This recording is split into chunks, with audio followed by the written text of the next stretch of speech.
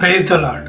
ఈరోజు దేవుని మాట ప్రసంగి 2:26. చాలా సార్లు మనము కష్టపడుతూ ధనం సంపాదించాలని తీరిక లేకుండా పరుగులు పెడతాము. మనలను మనము తృప్తిపరచుకోవటానికి ఎంతవరకైనా వెళ్తాము. అంతేకాకుండా జ్ఞానవంతులం అనిపించుకోవటానికి ఎంతగానో తాపత్రయపడుతుంటాము, కృషి చేస్తాము. అయితే ఈ క్రమంలో మనము దేవునికి దూరం అయ్యే అవకాశాలు ఎక్కువగా ఉంటాయి. అటువంటప్పుడు దేవుని వాక్యం చెబుతున్నది ఏమిటంటే, దేవుణ్ణి సంతృప్తి పరుస్తే మనం కోరుకుంటున్న ఇవన్నీ కూడా ఆయన మనకు అనుగ్రహిస్తాడని. అలాగే పాపములు చేస్తూ దేవుణ్ణి నిర్లక్ష్యం చేసే వారికి ప్రయాసపడి చేసే పనిని, అలాగే కుప్పలుగా సంపాదించే పనిని మాత్రమే అప్పగిస్తాడు. తరువాత ఆ సంపదను మంచి వారికి అనుగ్రహిస్తాడు. కనుక పాపములు చేయకుండా దేవుణ్ణి మాత్రము సంతోష పెట్టండి. ఆ విధంగా మన జీవితము సార్థకమవుతుంది. అలా అని చెప్పి దేవుని వాక్యము సోమరిగా ఉండమనటం లేదు.